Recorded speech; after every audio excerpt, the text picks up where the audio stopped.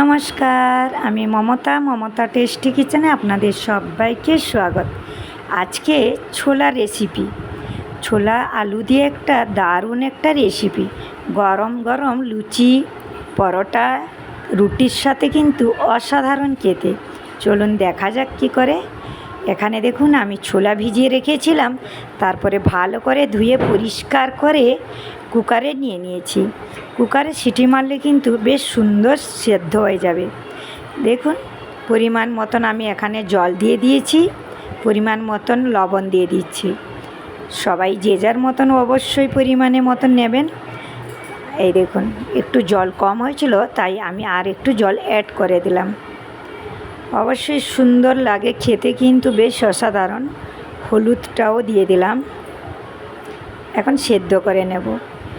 এখানে দেখুন আমি বড় বড় করে পেঁয়াজ কেটে নিয়েছি। পেঁয়াজকে আমি কিন্তু কুচি কুচি করে দেব না, আমি পিষে নেব।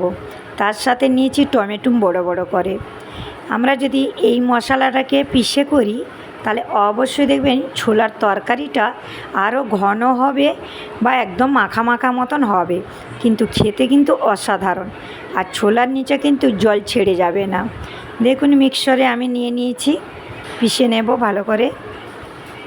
যারা নতুন দেখছেন অবশ্যই চ্যানেলটাকে সাবস্ক্রাইব করবেন। এখন দেখুন কড়াই নিয়ে নিয়েছি, পরিমাণ মতন আমি সরিষার তেল দিলাম। এখানে আমি ছোট ছোট আলু কেটে নিয়ে ভালো করে ধুয়ে নিয়েছি। আলুটা সরষের তেলে কিন্তু ভেজে নেব। অল্প লবণ দিয়ে দিলাম। এখন আলুটা ভালো করে ভেজে নেব। আলু আপনারা অনেকে কিন্তু ছোলার সাথে সেদ্ধ করেন, কিন্তু তার থেকে এইভাবে অল্প লবণ দিয়ে তেলে ভেজে নিলে বেশি টাইম গ্যাস লাগবে না, কিন্তু তরকারি আরও সুস্বাদু বেড়ে যাবে।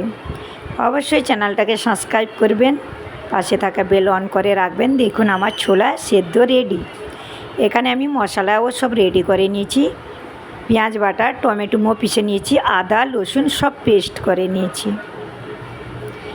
এর সাথে আপনারা ছোলা মশলা অবশ্যই দেবেন, আমিও ছোলা মশলা অ্যাড করব। এই দেখুন এখানে আলু ভাজছি, তাই আপনাদেরকে একটু শেয়ার করে দিচ্ছি। আমার আর একটা চ্যানেল আছে মমতা লাইফস্টাইল ব্লগ, আপনারা অবশ্যই ওতে ভিডিও দেখবেন, ডেলি ব্লগ আছে। দেখুন আলু হয়ে গেছে, সেই কড়াইতে তেল অ্যাড করে সাদা জিরে দিয়ে দিলাম, একটা শুকনো লঙ্কা, দুটো তেজপাতা। আপনারা অনেকে কিন্তু কালো জিরেও অ্যাড করেন, আমি দেখেছি, কিন্তু আমি সাদা জিরা অ্যাড করি। এখন দিয়ে দিয়েছি পেঁয়াজ পেস্ট। এই দেখুন একটু ভালো করে মশলাটা নাড়াচাড়া করিয়ে নেব।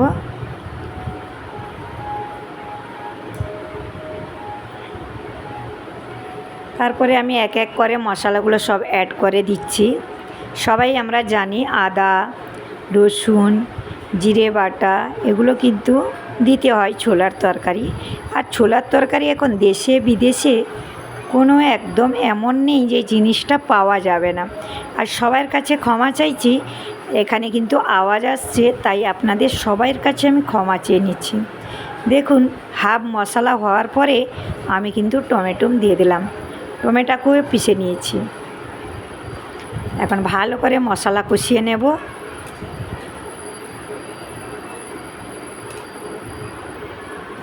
এখানে নিয়েছি হলুদ পাউডার, লঙ্কা পাউডার আর জিরে পাউডার, ধনে গুঁড়ো সব আমি এখানে মশলা নিয়েছি। ছোলা মশলাও দেব।